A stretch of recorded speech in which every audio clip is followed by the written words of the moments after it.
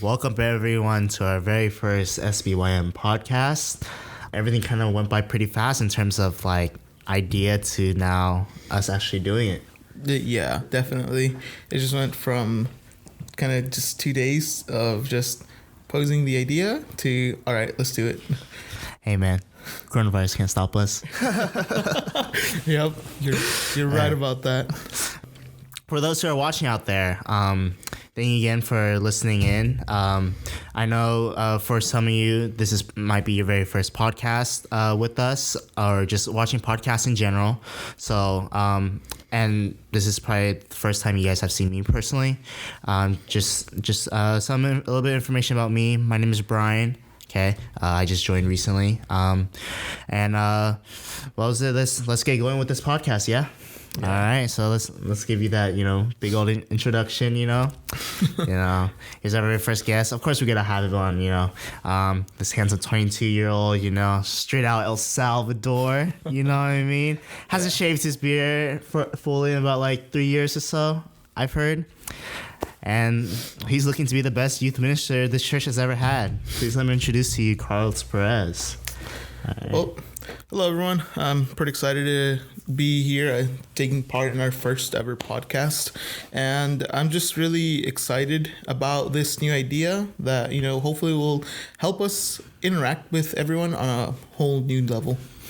So just kind of going back on like this, like how it took like 2 days just to basically get this thing going. Like, where did everything start, and like why did everything like go from point A to point B so fast? Well, yeah, I mean, first, you were the one who kind of posed the idea of, hey guys, why don't we start a podcast? And from there, I really put a decent amount of thought into it, because I thought, is now really the best time to start a podcast, and can we do podcasts? I just never really imagined it as sort of like a youth ministry kind of thing to do. And so took me, a good day to kind of get back to you on, yeah, Brian, let's do it or not. But once I kind of got down to thinking about it, I was like, podcast is a good idea, and I don't see why we shouldn't try it. Yeah, why not, right? Like kind of a little bit of like my thinking behind it and stuff is just like, you always want to try to gain as much audience. Like you want to grow your audience as much as you can, basically. Yeah. And it's like thinking outside the box sometimes, doing something a little bit unorthodox to what you're used to can sometimes reel in those extra audiences and stuff like that, Well, is it like, realistically speaking, no one has ever done a podcast in terms of like youth ministry style. So it's like, yeah, definitely. I mean, at least from my knowledge, none of the youth ministries in the area have done podcasts at all, and so really we're kind of just exploring brand new territory with this. Yeah. This is my very first. This is my very first time hosting a podcast. This is from what you've said before. You've never really been big on podcasts, but this is something you're willing to explore. So thank you for letting my idea go through. Really means a lot, Carlos. Yeah, and you're doing a great job as the host, as the first timer. Thanks. I try. Okay, quick shout out to Matthew in the back. All right, this wouldn't have been able to happen without him. So mad props to him. Just how things will go for the podcast from this point on. It seems as if we've kind of decided that we should do it. We should try to post once a week, right? Yeah, definitely. This podcast, again, it's a very great idea, and I personally think that it's something that it's not just for kind of this time period where we can't really go out and meet with each other. We gotta still continue that social distancing and just trying to stay at home and isolate ourselves. This podcast is an idea that is definitely gonna outlast this time period, and it's really something that I very much look forward to, because it's kind of it's us trying to take the next step in sort of the direction of let's approach as many people, let's try to be able to touch as many people as we can. Obviously, since it's like youth ministry, we can't really hit like adults or anything, but I really hope like college kids even, or like even not even just like freshmen and sophomore kids are doing confirmation, but hopefully like junior and seniors too. Just a little bit about some of like the different type of guests that we're gonna have. It's probably gonna go with the same idea and model, in the sense of everyone that we bring on here is basically gonna have their own different life story, and we bring them on for a certain reason. Most of the time when you're gonna first meet these guests that we're gonna bring on, they're gonna talk about their life story, their experiences, obviously their faith, and how much faith has been a factor in their life. Not only that, we really thought that bringing up the importance of finding that balance with faith, because faith is actually a type of commitment that you need if you want your faith to grow. Yeah, definitely.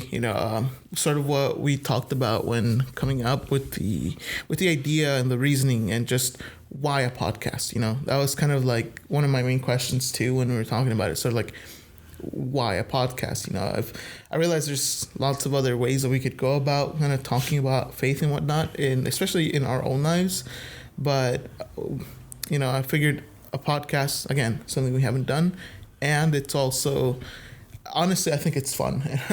I'm pretty excited doing this now, and I'm glad that it did go through, because now that after seeing kind of just not exactly how easy it is, but how very convenient, and just it's not something that is too difficult. It's not like you have to come up with a lesson plan and then you have to come up with like a slideshow and a bunch of activities to kind of get your point across.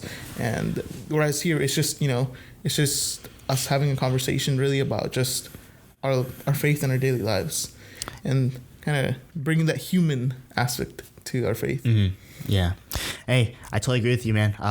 Just want to give you, just want to say a quick thank you again for letting this go through. But I really hope this can continue on like a weekly basis, where we get a different guest every single time, talk about their life again, and maybe we'll bring some guests back for certain reasons. Maybe there's a certain topic we want to hit, maybe about like leadership or communications, or stuff about like the real world that you can kind of learn through life stories and life lessons and apply to your own personal life. So that definitely one thing that I've noticed is that like me just growing up as a high schooler, like me being exposed to these stories wasn't enough to learning what I need to learn now, to learn to what I've learned now. But it was a good introduction. It was a good way to get me to start thinking about those ideas, because it's like once that certain thing happened, or like once something went wrong, at least I can go back and say, hey, someone has taught me about this before. Mm-hmm. Maybe I can go back to them and ask them a little bit more, or kind of lean on them and try to see what I can do better so that this doesn't happen again, or I can do something better. Yeah, I mean, I've always been of the mindset of, if you learn something, or if you gain some kind of knowledge that can, possibly help anyone, just anyone really, it's like, why would you keep it? Just share it. Mm-hmm. And I never, whenever I teach in like the classroom or anything, I always like to refer to me not as teaching, but as sharing information, because that's really that's really what I try to aim for. It's just sharing. Knowledge is power at the end of the day. You already know. But let's get started right into this podcast, though. Obviously, I feel like most of the people watching right now, when it's released, will probably know who you are for the most part. But even for the new viewers out there, just kind of go about like your life story, born and raised, where you're from, and then just go on from there. All right. Yeah. I mean, if you weren't already aware, if you don't know who I am, obviously, Brian gave me an introduction real quickly, but my name's Carlos. My full name is Carlos Ernesto Perez Mathis. Okay? And I come from a small country in Central America called El Salvador. And El Salvador is pretty small. I'm guessing that it's probably smaller than Orange County. And, in El Salvador, I was only there until about 8 years old, because at the age of 8, my whole family was able to come to America, and it was through a sponsorship program offered here in the U.S. that my grandma was able to eventually get my whole family to come over. And how long did that take though? Like that whole sponsorship? Oh man, it really kept getting delayed just because my mom's status kept changing. She went from a single woman to a married woman to a married woman with a child to a married woman with two children and a married woman with 3 children. So that whole process of, having to every time reassign her, or essentially change her status in the case, it took a total of like about 10 years. 10 years? Damn. Yeah. That's crazy. Yeah, definitely. It's probably something that, she was never expecting, and something that my grandma probably was never expecting. But I mean, thankfully, that was able to go through. And in 2006, my whole family was able to fly over, and I'm just really thankful because not very many families nowadays are able to all, move from one country to another. Oh no, yeah, I totally agree. I actually have a similar story within like my family side, me being Vietnamese and stuff like that. I have all of my mom's brothers and sisters came over to America except one of my aunts. Mainly just because it's just like, oh, business was good there, we had money rolling, we already have kids, we already established something here, why leave this country when I have at least something good, Yeah. But then sooner than later, she kind of started to realize that hey, seeing all my brothers and sisters out in America, me being here in Vietnam, it kind of sucks. And obviously with all, we're not gonna try to get too much in politics and everything, but with everything going on in Vietnam and stuff like that, it's just it's better to start applying now for a sponsorship than later, and luckily enough, she was able to bring her husband, and not all 6 of her kids, all 5. Shit, 5 out of her 6. One of them not being able to come over because he came over here as an international student, but once his time once his time was up and everything, and he had to go back to Vietnam, when he tried to reapply to try to come back over here and stuff like that, it was hard because with Vietnam and stuff, if some of you guys don't know, is that they're really hard and strict about you leaving out of the country. They're monitoring you and seeing where you're going, why you're going there, and stuff like that. And so if you just needing to be interviewed just to go out of the country, you leaving the country for good is obviously going to take a lot longer. So I totally understand where you're coming from and stuff like that. So it was it. But just going back to your story about you coming over here in 2006. Yeah. You were how old by then? I was 8, really about to turn 9, because we came in the fall, or October. I see. My birthday's in December. So it's, right at the edge of 9. Right at the edge. How was that transition, honestly, going from one country that's probably not probably smaller than California to literally going to this huge country with that's literally a melting pot, I would say. It's legit. All of the people from El Salvador could just fit in Orange County. Oh, really? Yeah. So that transition wasn't even hard for you or anything? It was a total just shift of wow, okay. I live, next to my house we had an empty lot where we just we had chickens, and we legit just grew vegetables there. Really? Whereas I am now here, and my grandma lives in a very suburban area where it's just a bunch of houses.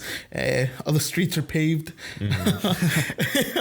Yeah, it's funny to think about now, but back then I was just what is all this? There's just so much stuff, Whereas in El Salvador, you got you got a house here, house there, and then that's if you go into town, you've got the town where I lived in. Well, for the rest of my really just my early childhood was just cobblestones. I would walk to school, and I'd walk to school with my little sister and my older brother. And my older brother at the time was only 10. Whereas here, when I would think in the morning, I was like, oh, I think I could just walk to school. But then my grandpa was like, you like, no, you're not gonna walk to school by yourself. What are you thinking? You mean? And then every day I'd get walked to school, to and from school by my grandpa, and it was another thing. I was like, wait, why can't I just walk to school myself? It was there's a lot of more. I guess in a way, it was a very town life. There's a lot of town life in El Salvador, and it's very different from what we've got here, because here, unless you go out somewhere like Texas or some of those like middle states, you can't Midwest states, you can't really experience not being so clustered. Yeah, I totally know what you mean. Correct me if I'm wrong, but El Salvador is a third world country. I'm not sure what it's considered, but it's like it's trying to get out of third world. I mean, honestly, like they got Wi-Fi. I'd say like they started getting Wi-Fi back in 2012. Oh wow. Yeah, so they were rather behind the curve in terms of like just even getting internet, in houses. So they're starting to catch up more, I mean, a lot of it is just really how the country's run. But honestly, I'm just because now as sort of as a young adult, I kind of pay attention more to just how things work in a country. It's sort of that starting seeing bigger. Yeah. I mean, sort of the big seeing the bigger picture aspect comes a lot from also just being a coordinator here in youth ministry. You start to not just see the small aspects, like this happens here, this happens there. You start to see the bigger picture, as in how what happens here affects the other areas. Like all these small things that kind of happen add up to one bigger thing. Yeah. And it's like, you can make a difference even like this, like one small thing, and it could probably change that whole big picture. Yeah, definitely. All right. Yeah. Just kind of going back to like your story a little bit. Sorry for going like a little bit off track, but was it a little bit more of like your personal life in the sense of you coming over here? Did you know that when you were back in El Salvador, did you know that like your mom was trying to get your whole family fully sponsored over here and stuff like that, or did you just kind of grow up, went day by day, and out of nowhere was just like, oh, we're going to the U.S.? As a kid, you don't really expect to move countries. I mean, it was something that I really only realized like, oh wow, this is happening until I think we bought our plane tickets. Oh wow! We even went to the embassy. We had like interviews, and then we got passports. And I was like, okay, cool. They just took a picture of me, and then I had to talk to like some kind of immigration officer. I mean, all of that I just completely disregarded. I didn't really give thought to, because all I thought back then was, oh, once I get home from school, we'll watch some TV, and then we'll go outside and play some marbles with my friends. Oh, yeah. Okay, that's kind of surprising for me a little bit, because at least like kind of like going back to like that story of my aunt and stuff.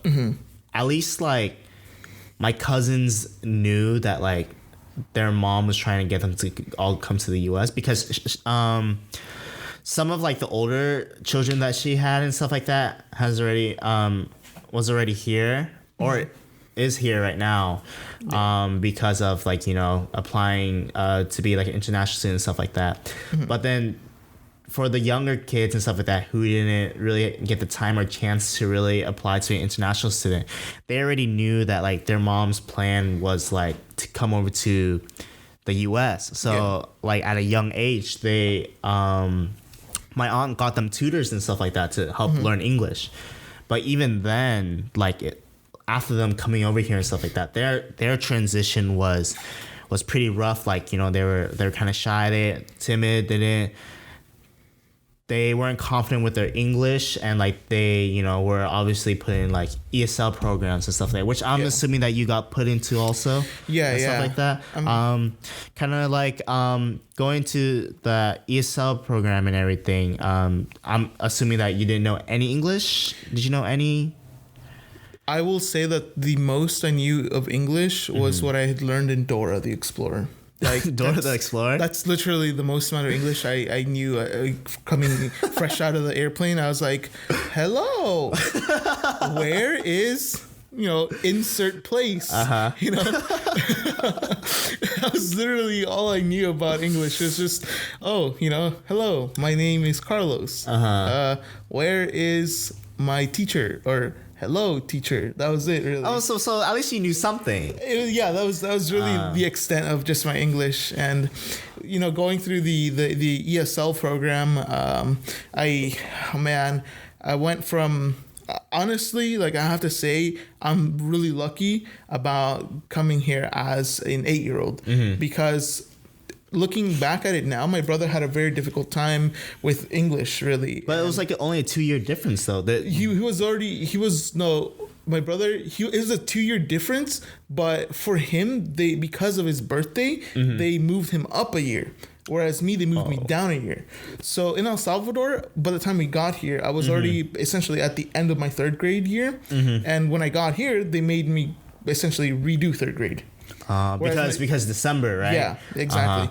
And so whereas my brother, he was already in 6th grade, and then he was essentially finishing 6th grade, and they put him in 7th grade when he got here. So my brother went straight to middle school. And, looking back at it now, I'm really lucky that I got to redo that 3rd grade year, because I was able to really just pick up English, like, I like, not to brag or anything, but I'd say I picked it up pretty fast.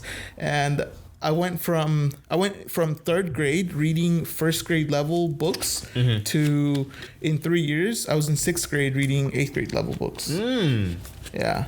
And I mean, by the time that's actually pretty impressive. Yeah, by the time I got to 7th grade, I had already tested out of the ESL program, and I was already in honors English classes at McGarvin. Mad props to you, bro. Mad props. Yeah. So I mean, it's like, a lot of it really was just kind of sad, but a lot of it really was just the fact that I couldn't really make friends.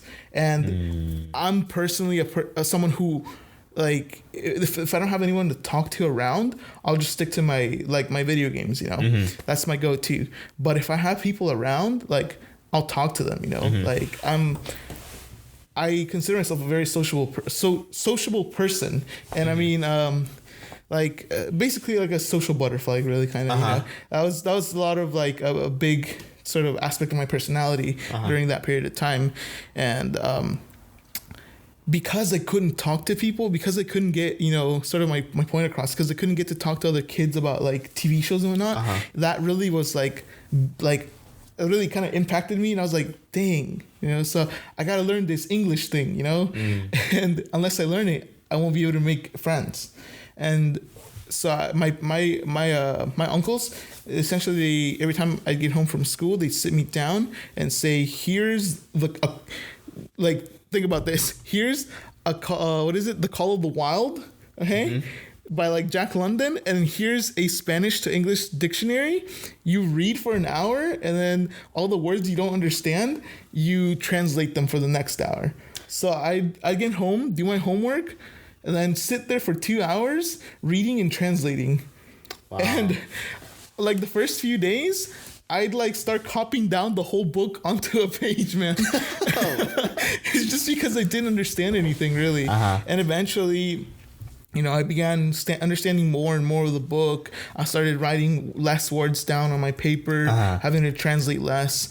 And it eventually I was able to, I'd say, at, like, the 5 month mark, I was able to say, hey, can I play tetherball too? And hey, no, dude, I mean, for those that, like, do not know, and, like, English as their first language and learning English as their second language, and, like, especially the fact that, like, he came over here as an 8-year-old, and within 4 months he's able to say that with confidence. No, that's actually some mad props, because it's like, dude, I see, like, some kids come over here and stuff like that, like, from outside the US, whether they're Asian or Hispanic or whatever it is, but not knowing any English.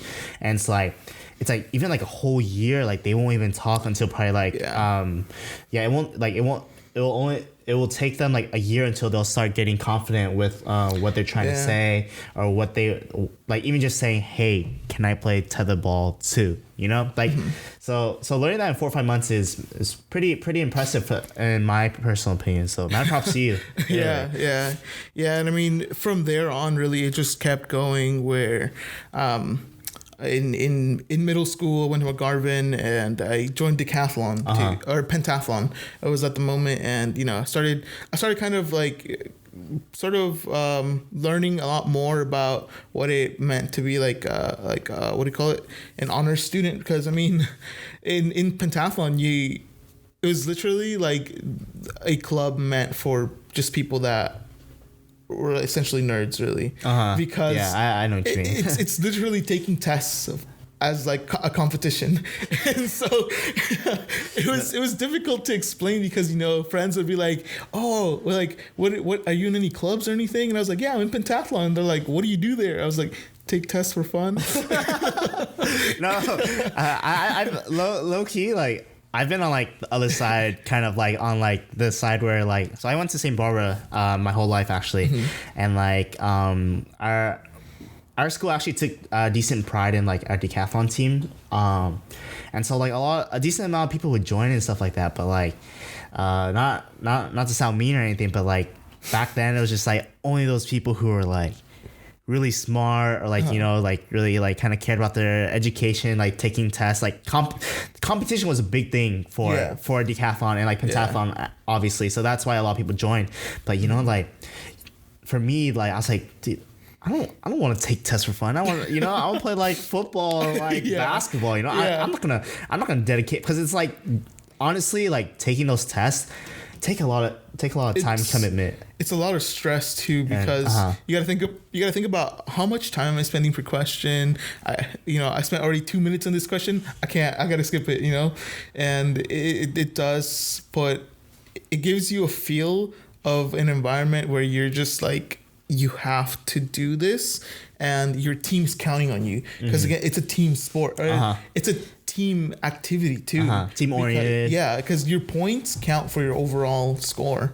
And you know, when you're at the awards ceremony and you see all your teammates going up to get medals, you know, because they give team awards and individual medals, but everyone really just cares about the individual medals, you know. Yeah, that's true. Because like, who cares about the team stuff? At least I get to bring something home, be proud of. Because even if your team just didn't place, at least if you come home with like 5 medals, you feel good. You know? It's like, hey man, like my team didn't do well, but look at me on the other hand. I got all this. Yeah, I carry my load. I carry this team. I don't know about y'all, but I'm just messing. But just kind of fast forwarding past middle school. Obviously, once you hit that like 7th grade level, like you're a lot more comfortable and stuff like that. Yeah, definitely. So I'm assuming since you went to McGarvin, you went to La Quinta. Yeah. How's your experience there? After kind of, you know, finishing up middle school, I went over to La Quinta, and then in La Quinta, I'd say,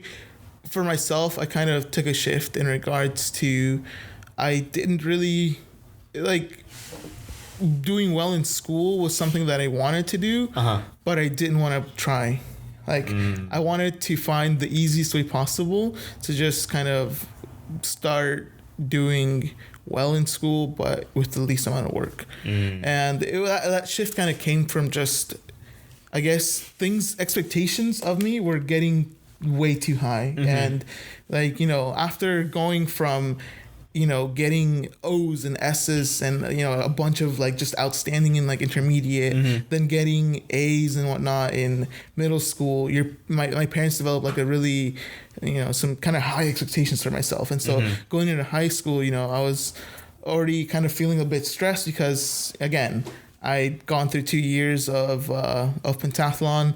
Now my parents expect me to go into the next level, which would be decathlon. And if you're not aware, pentathlon, you essentially take tests on 5 different topics. In high school, it becomes decathlon, and you now move that up from 5 to 10 different subjects. And so as a freshman in high school, you're kind of having to learn some of econ and, you know, economics and I forget the other one, but economics and like music theory and like art history. For those that don't know much about economics, don't take it. Don't take it. That's all I gotta tell you, dude. It's like the worst thing ever, honestly. Yeah, and just all of high school really was a big. I'm gonna try as least as I can, but I'm gonna enjoy it really. It was more my attitude kind of shifted more towards trying to enjoy things, and my educational aspect kind of just started receding a bit more, and it caused some good things and some bad things too. It had its own pros and cons. Well, sorry, cut you off, but no, it's fine. What was it? Were you at least involved in anything during high school? Obviously, confirmation was like something that you started like as a freshman, as most people usually do. But like besides that, did you do anything else? I'm assuming you were kind of like forced into decathlon since or did you not do it at all? Decathlon was actually one of the very few activities in high school that I did because I wanted to. Oh, so you still did it? Decathlon was definitely something I still did, and I enjoyed it very much. And I definitely, it's one of the things that I don't regret, and that and just doing a sport. Really, those are the two main things that I cared about. Freshman year I did football, and then because I realized that because my parents weren't really into me doing football, I probably wasn't going to be able to do summer league and therefore not be a starter my second year. And I thought, well, if I'm not going to be a main part of the team, then I don't really see myself staying. And I figured, you know what, there's probably something else I could do. And then I did swim because I personally sweat a lot. Swim, you're in the water, can't even tell you're sweating. I was like, perfect. Yeah. But did you like swimming? Honestly. Yeah, I did actually. Some of my cousins back in El Salvador, actually all of my cousins back in El Salvador, all of my aunts and uncles, they essentially made them all join swim, and so I had something in common with them, and especially because around that time I actually found all my cousins on Facebook. And so there's a big boom in communication because essentially since 2006 till about 2010, 12, I had not spoken to my cousins. Like I hadn't talked to them in a good 6 years, Oh, that's and crazy. so communication started up then again, and had something in common with them. Oh, I see. Interesting. Yeah, just I guess trying to speeding through like you kind of took the easy way out for high school and stuff like that, but coming towards, and then like obviously you got confirmed and stuff like that. Yeah. Did you do anything else after confirmation in terms of church wise, or like were you like committed to like the church, or like were you really involved in any way possible after confirmation? Honestly? So if I'm gonna try to channel my inner 2015, 2016 Carlos, and just say that at that time I could care less about church. It was definitely I didn't start the confirmation program. Well, it wasn't really start. It was like more like quote unquote start the confirmation program until my junior year of high school. But that first year of confirmation wasn't here at St. Barbara. It was over at Christ Our Savior, over next to like Sergstrom High School. Yeah, I know where that is. Yeah, and I mean the confirmation program there was really just a series of youth nights where that's the whole program. Wait, so your mom didn't force you into doing confirmation right away? Actually, it wasn't until my little sister started complaining about my parents slagging on signing her up for confirmation because she started her freshman year. And she was like, I can do confirmation now. Go sign me up. Hurry up. Wow. And at the same time, they're like, oh, yeah, we kind of forgot about Carlos doing confirmation. Let's sign him up, too. Wait, Yeah. So you knew about confirmation, but you never said a single word because you didn't. I never said a single word because it wasn't a priority. It wasn't even like on my list. But then just kind of going back to, I guess, that junior year when you started confirmation, because I guess like for me, I was just assuming this whole time that you kind of did freshman year, but now knowing that you did it as a junior and stuff, and you did it with your sister. Yeah, I did confirmation with the little sister. How was it at Christ Our Savior with like just basically like a bunch of those like youth nights and all that stuff? I mean, it was literally just youth nights, and I didn't really get any kind of formal formation until my second year, at which my little sister complained that she wasn't actually learning anything at Christ Our Savior, and essentially forced my parents to have to sign us up at St. Barbara. Because this is where we did our first communion. And so she said, they actually teach us stuff at St. Barbara, or, taught us. So sign us up there. And I was like, dude, just chill out, like we have it good at Christ Our Savior. What are you complaining about? And so I came over here to St. Barbara and did my second year of confirmation. Wait. Did you get confirmed 2016? Yeah, I was. Oh, okay. Because I actually got confirmed 2016. Like I've seen you around, and like I felt like, dude, this guy's face is kind of like familiar. And I feel like I've seen him before. Yeah. But I don't know where. But I don't want to say anything. I don't want to like be like, hey, have we met before? Yeah, have we met before? Because I don't want to be that awkward or kind of whatever, Yeah. But knowing that, I was like, yeah, no, I totally remember you and stuff like that now. What was it, dude? Now that you bring that up, it's kind of true. I think we were in the same class, but I think I remember you from the retreat, just because. Oh, from the retreat? Wait, but we weren't in the same. Were we? No, we weren't. Wait, we weren't. Wait, I don't know. I think we were in the same group. Because I got confirmed 2016. No. I meant like retreat group. Yeah.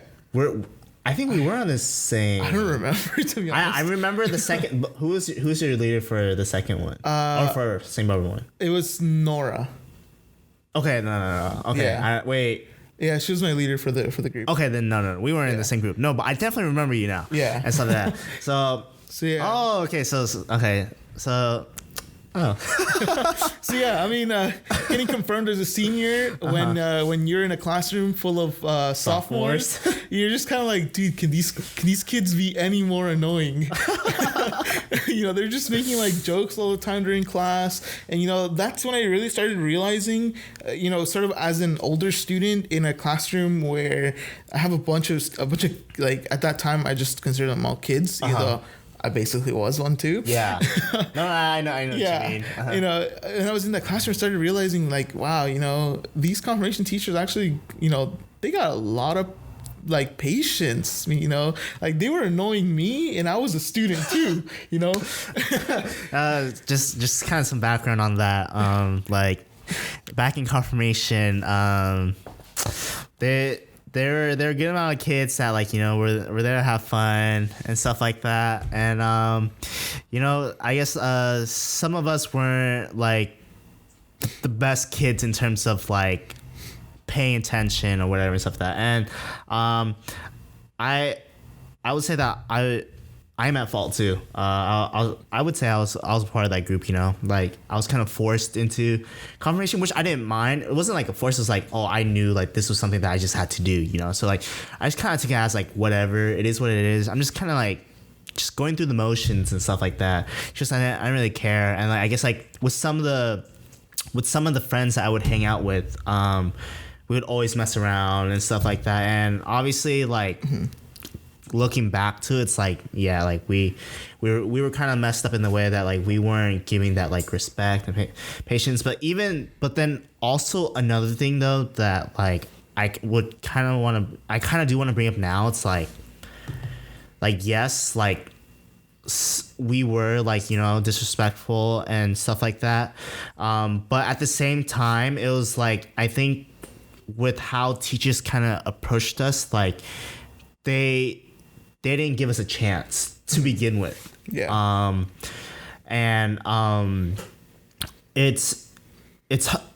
I totally understand from their point of view. It's hard because it's like you barely know these kids, but like you hear about them like, oh, like in Tuni and stuff like that, like, or like just in general, we would be called like the fat kids. Fat meaning like like troublemakers, like messing around, stuff like that.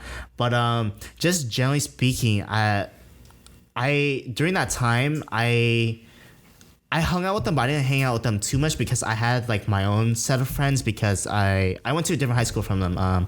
Just a little bit some more information about me. I went to Mater Dei, so I went to St. Barbara my whole life, and then I went over to Mater Dei, and then so it was like, and I actually just started meeting these group of friends actually my freshman year of high school.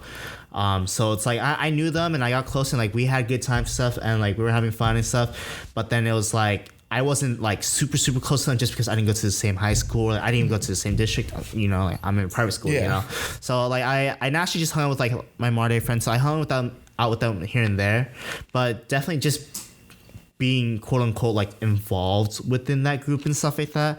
I can totally see that their mindset was like, oh, like they don't really care about us. Really just here to have fun as a group. Yeah, just here to have fun as a group. Just because we're already here, might as well just go through the motions of it.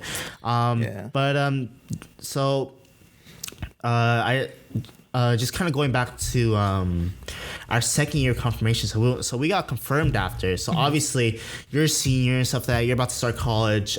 For us as sophomores and stuff like that, you know, we still have our high school life ahead of us. So like, you know, like kind of like the same mindset. I would say like for most high schoolers, realistically, it's just like I'm just here just to go through the motions. Who really does it out of their own will? There's a certain few. Yeah. Don't get me wrong. There is a certain few, and shout out to you guys for real. Yeah. But like, there's a certain for the most of us, you know, like we all just kind of went through the motions and stuff like that. I guess for you being basically an adult right now during that time, and then you kind of seeing how St. Barbara was in terms of confirmation. Did your faith change at all at any chance? Did you get more involved with the church? What happened after that in terms of like more of the church side? I honestly, when I think about it, my faith kind of just after First Communion, I was like, yeah, Jesus, my best friend, and just like, boom. Mm-hmm. And then it didn't start up again until that second year of confirmation. But what was the catalyst to that? Like, what started all of that?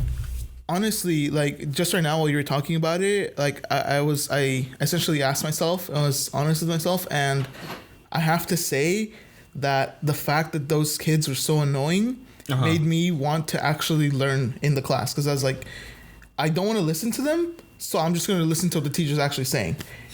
And I actually started paying attention in class because I wanted to be that kid because obviously I wasn't going to tell them, hey, can you guys be quiet? Or I was going to be the kid going the shh in class if I wasn't paying attention. Because that's straight up being like, you know, that's being a hypocrite if you do that. So I was like, I'm going to actually pay attention so that I have the right to tell them to just shut up. You know? And so I really just started, you know, paying attention to the class. And the teacher I had is actually, it was Tekla's mom. And she's very like meticulous and explains everything. And so I actually she's very to the book, I heard. Yeah. And I wasn't in that group. I wasn't in that class or anything, but like from what I've heard from like my my friends and stuff like that, they're like, oh yeah, like she's very to the book and stuff like that. And everything, and was it my even would you say that she had a huge factor? I mean, she was a big factor. She played a big factor in just kind of getting me started. Mm-hmm. And I mean, sort of like that instigator that, you know, made me want to actually pay attention in the class was just the fact that I couldn't stand those kids. Mm-hmm. And, you know, it's funny to think about now, but at the moment, you know, I didn't really consider it because I thought, well, I'm already here. I don't want to hang out with them. I don't want to listen to them either. Mm-hmm. So I'm gonna listen to, you know, to the teacher giving the lesson, and then, you know, if I actually, you know, start answering during class and I start paying attention during class, the teacher will, you know, acknowledge me as a student who's actually, you know, engaged and won't mind when I turn around and go, you know. It was just, oh man, now that I think about it, it's just like, man. A little blessing in disguise?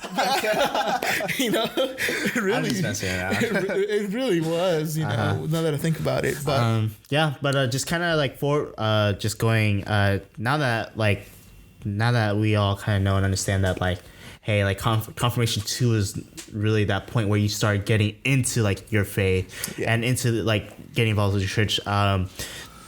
And I'm assuming you got more involved after you got confirmed. Yeah, and I mean, after my confirmation, you know, that was sort of like the beginning of my faith. Mm-hmm. My confirmation retreat was also pretty impactful for me, just because.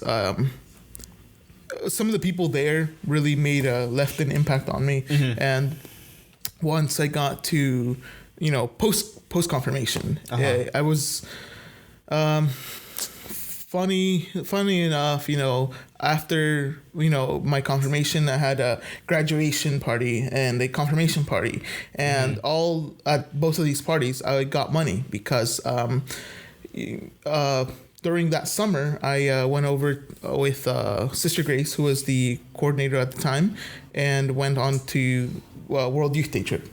And that really pushed me, going on that trip, that really pushed me to get more involved in youth ministry once that invite just kind of going back to that Youth Day trip. For those that don't know, what is it? So it's essentially an event that's held in a different country every 3 years, and it was started by Pope St. John Paul II,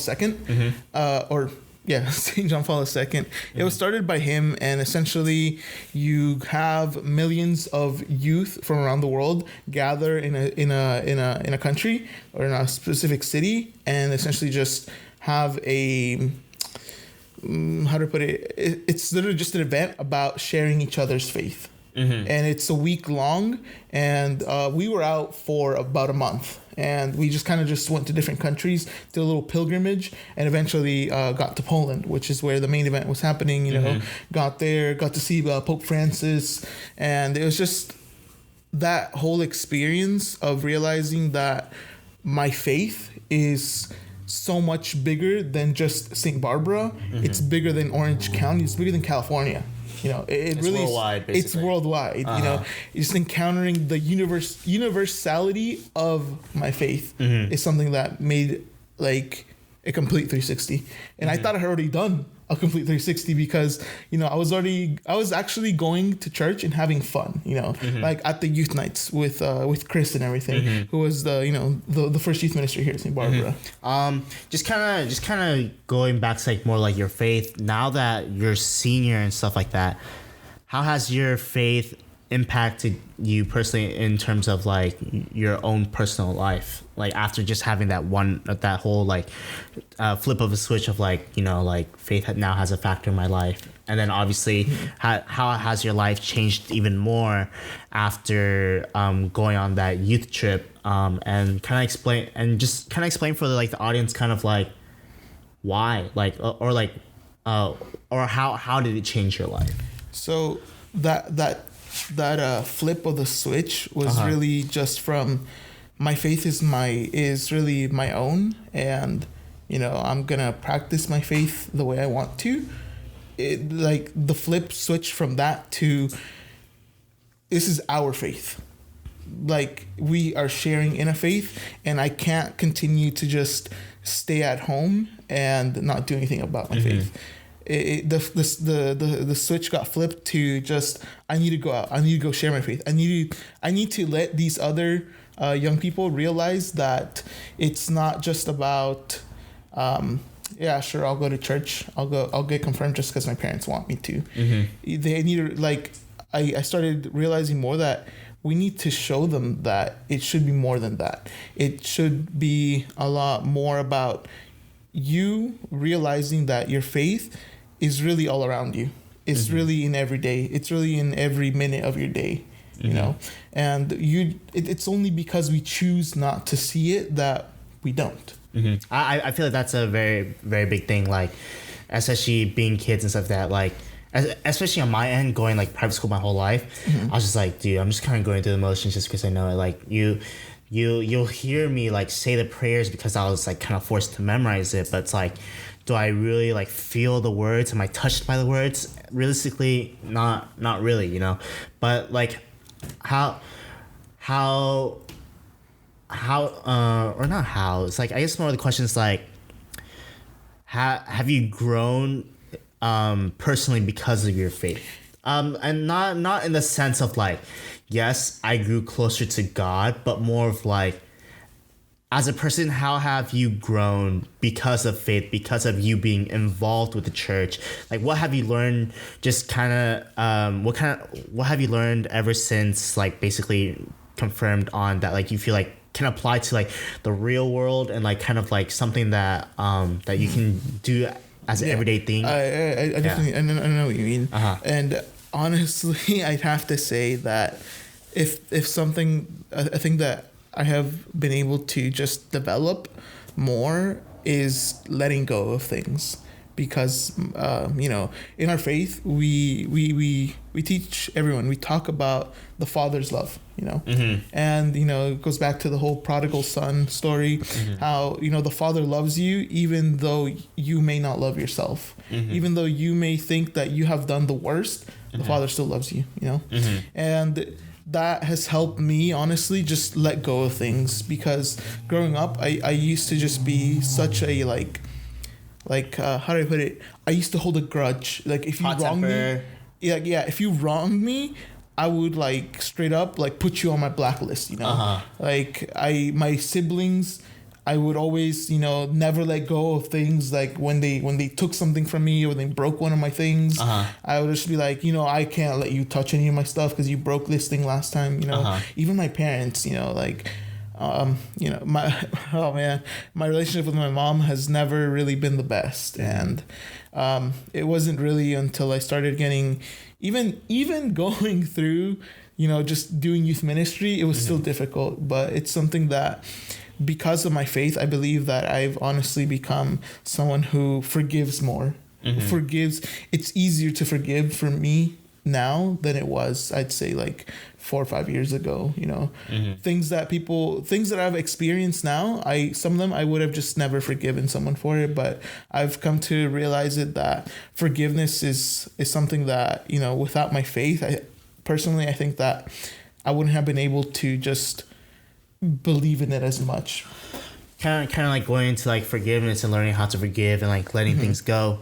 Do you think that's changed you as an overall person to where it's made you better? I mean, obviously it's made you better, in the sense of do you feel because of your faith, it's also impacted your career in any way, positive or negative, or if it stayed the same, then it stayed the same, just you personally, do you feel just because you becoming more involved and all that stuff, do you think in any way possible, realistically, it's helped you as a career? Because the reality of things is that as much as faith should be a huge factor of your life, we gotta at least survive somehow, some way. We gotta make some money just to at least sustain something. And if we have a sustainable life, I personally feel it will help us with our faith and stuff like that. But so I feel personally, with faith, I guess kind of going back to has faith helped you in any way in terms of your career, in terms of experiences or anything, just in general? I mean, faith again, faith is very complex and it's per person kind of thing. But in my case, my faith led me to teaching. My faith led me to working with students, high school students in a classroom setting. And to be more exact, for those that don't know, was it what is it? What kind of teaching is it? Are you are you an actual teacher aide? Yeah. What is it that you do? Yeah, exactly. So it was that experience that really allowed me to apply and then eventually, get the job as an instructional aide, which I'm currently working as over at Rancho Alamitos High School. And there I'm an instructional aide with the ELD students. So the students that are brand new to the country really, and learning the language. And there, I oftentimes joke that I'm just a walking Google Translate, but most of the time I am, explaining concepts, explaining why we say things in English that, just completely don't match with what, you do logically in Spanish, talking about exceptions and dumb rules that, language has. And really it was because that I was able to experience, working with students, being put in the shoes of a confirmation teacher with, again, another set of students that could either be very, very attentive and just engaged in class, or students that are just, completely apathetic of, their learning and are just there. Again, most of us, we're just trying to go there because their parents put us. And that really changed the way that actually changed my career. Because initially I wanted to be an aerospace engineer. And because I was very big on just, helping things fly and, putting myself also in something that flies. And, eventually I thought more about it. I was like, I'm not really sure about it. But you know what? I do like electricity, something that I also liked, I started looking at people more like Nikola Tesla and all that, electric cars. I figured electrical engineer. And it wasn't really until I gave myself the opportunity to, volunteer in just teaching. And that's really where I found the passion of just helping young people and helping young people realize that there's more to life than the current tunnel vision that they've got in high school. Because high school is really just like a microcosm of just constant seeing people every day, learning the same thing. Whereas once you're done with that, really, that's essentially where most of people's, life that they remember and enjoy begins. Because that's also where, you start exploring more about your faith, getting to learn more about yourself. And that's really what I want to, I don't want to let young people drown in that sort of like time period in their life, because I feel like a lot of us kind of drowned in that period of time and didn't really recover from it. And that's sort of one of the things that I want to do. I want to, let young people know that your faith is important.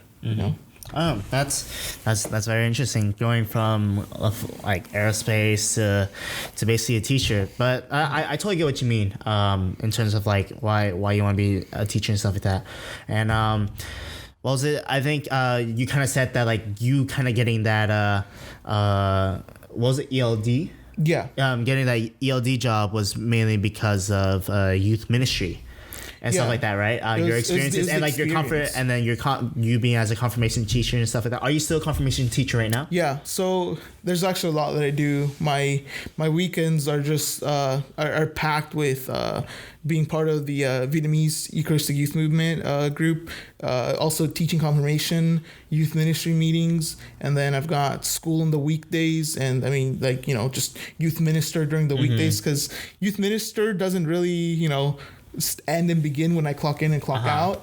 It's literally like every day. It's something that I live every day. But kind of like a side story and stuff like that. He brought up about basically VEYM, which is basically another way of saying like Tuni. A little bit on from my perspective point of view was that I was supposed to. For those of you that don't know about Tuni and stuff like that, there are certain color scarves that you get at certain ages and stuff. But once you hit at least 18, for most churches, they will let you basically become like that youth leader, kind of wear the red scarf, be a teacher, and teach younger kids.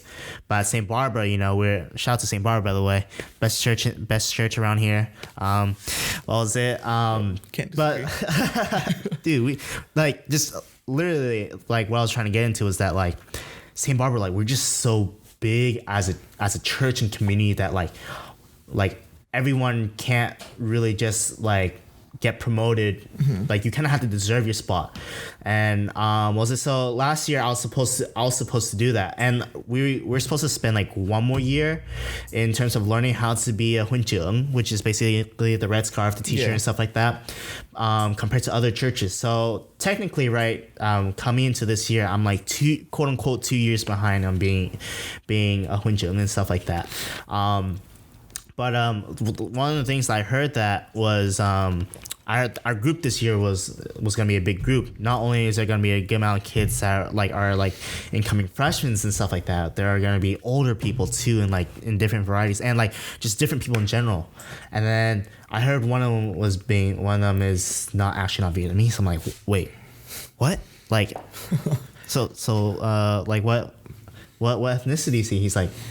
Or she, they're like, oh, he's Hispanic. I'm like, what the heck? Like, for those that don't know like the Tuni scene or the VEYM, obviously the letter V stands for Vietnamese, so it's like mainly just like Vietnamese people. Like, you don't expect like any other race or anything outside race kind of like trying to be involved in the sense of like being like a hunjung and stuff like that. So like even this past camp and stuff like that for what we had for like the whole district and area of where we're from and stuff, we had all these churches come together for basically 5th to 7th graders to have this camp to learn about God, have fun, all that stuff. And so like even like obviously now I'm more comfortable with it and stuff, but like when I would just say, "Hey, Carlos," and stuff like that out loud and stuff, people are like, "Carlos," and stuff like that, and they look at you as like it's like this like Hispanic dude. I guess like kind of like going back to the story is like going back onto what I was trying to say. It was like why did you join in a way? Like, was there any relations with like youth ministry or anything, or like what was the purpose basically behind it? Well, one of the main reasons why I joined was because just they kept that. At first started off as a joke, really, and it was just like, "Oh, hey, Carlos, how are you?" And I was, fine. A lot of the students I work with in youth ministry, they're from CUNY, and so when some of the older members, they kind of started noticing that I was present here, and I was in charge now of the youth ministry. A lot of the times it was just like, "Oh, hey, can we borrow your room, to do a lesson?" And I was like, "Yeah, it's cool. You guys can use it." And then it started getting more of like, "Oh, hey, how come you don't how come you've never asked about joining CUNY?" And I was, it wasn't something really that I thought about. And then it wasn't really later until... But these are like older people? Yeah. So I started getting acknowledged more by like, the older, the Hunjungs in CUNY. And, they started, from that it progressed to, "Hey, Carlos, so when are you getting your scarf? When are you getting your uniform? When are you signing off?" And I was like, "Yeah, I don't know, And I was like, "Oh, my scarf is in the mail. Oh, my uniform, forgot to pick it up last week, Until eventually they're like, "Hey, do you want to join CUNY?" And I was like, "I don't know, really." And then eventually I just thought about it. Well, you know what? It's another area where I can get to interact with the students, and I get to see sort of, the formation that goes into the students, that eventually I'll be working with, because CUNY has kids from all the way from like 1st grade, 2nd grade and whatnot. I essentially am almost like doing, max level scouting almost. Where I'm now, I'm getting to see them when they're really young, and eventually they'll get to, sort of my area where I'll get to work with them. And it's something that's honestly, I think it's very beautiful to get to see, children grow up and to get to be a part of that, to get to be a part of their faith. That's something that I think is very beautiful and something that I consider a privilege to, take part in someone's life in that aspect. I see. I mean, you were able to recruit me from CUNY, so I mean, I guess you're doing your job. I mean, yeah. I guess just to kind of wrap this podcast up a little bit. One thing that I guess is like one thing I wanted to ask is really like, so now you've kind of gone over after finishing up high school, you were able to be more involved, CUNY or VYM, youth minister, SBYM, your job, and obviously I'm finishing up school, right? Yeah. So it's like you have all these things piled up, and like, are you stressed in any way just because you have all these things going on? Because like you said, being a youth minister or just being like just being a youth minister is like an everyday thing. It's not even just like I'm only there to be a youth minister. I need to be a youth minister every day and stuff like that. I mean, it's a lifestyle, and it's one that definitely is very packed with, like, it's very dense in regards to just how much content there is going on in my everyday. And it's been a struggle to learn to manage it all, but I think it's something that I wouldn't have been able to do unless I made sure not even just made sure, I forced myself to take moments, certain periods of time where I think about and essentially reorganize my priorities. And I always try to, I always thought that I could put, certain priorities, next to each other, but, I have to start realizing that some things are more important than others, like spending time with family, I mean, church is definitely one of my big priorities too. And, a lot of it comes down to just organizing and dishing out time correctly, to certain things. I used to not really, last year I used to just not even spend any time at home. I'd get home like really late and then just play a game or two of League and then just go straight to sleep. There was like a week where I just straight up didn't see my dad at all, like the whole week, because I'd be at home, but he wasn't, then he wasn't home, but I wasn't. And it was very difficult, and the balance just wasn't there. And it took a while until I finally was able to, think about it and pray about it, because it wasn't really until I got a greater sense of my own faith that I was able to bring a balance into my own life that allowed me to continue to grow, but at the same time not let other things start slipping. Just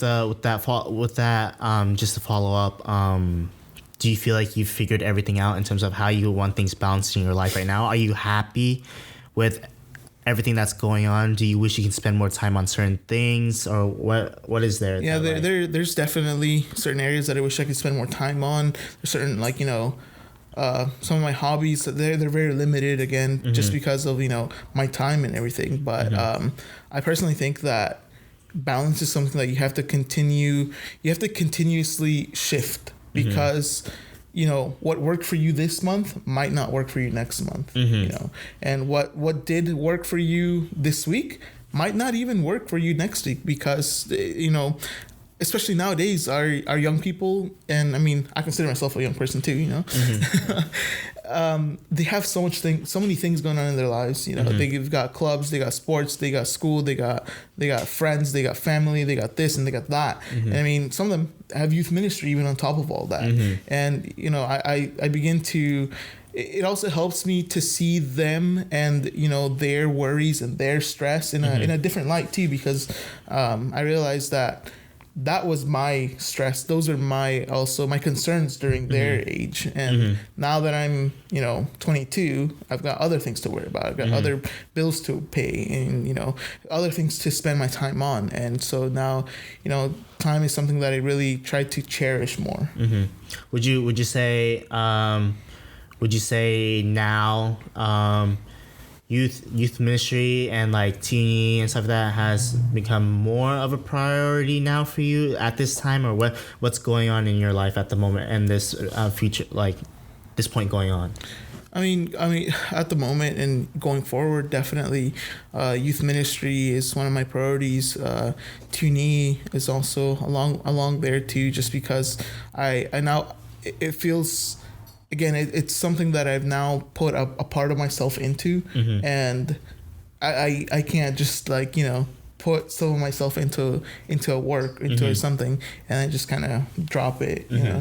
It's definitely something that I will continue to do. And youth ministry now has become just a lifestyle, really, in regards to just helping, journeying with youth and just. Teaching them, while at the same time they teach me a lot along the way. I think let's wrap things up now. Thank you so much, Carlos. Definitely, this being our first podcast, we couldn't start out anyway, but with you, no, because one thing that I do have to say is that you're starting to make an impact within this church and this community, and I really want to thank you for that and stuff like that. You starting all these new things, for example, like internships and stuff like that and everything, just so to get kids more involved in the church, but not only within the church, but also to learn some like real life world experience.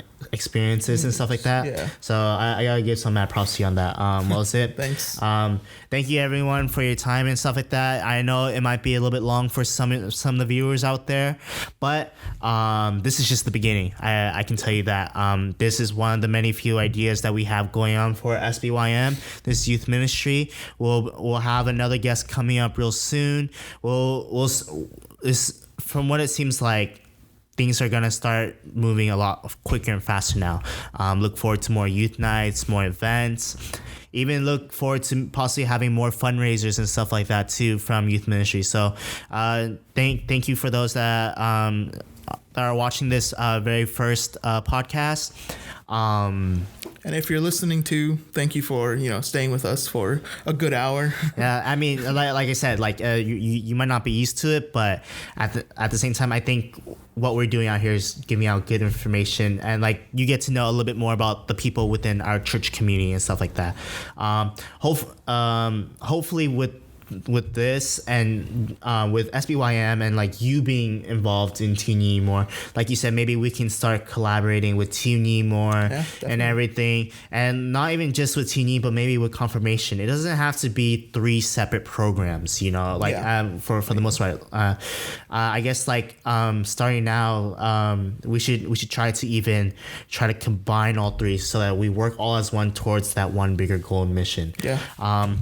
Thank you so much for your time again, Carlos. Thank you everyone else again for watching. I'm Brian. This is Carlos, and we're signing out. Peace.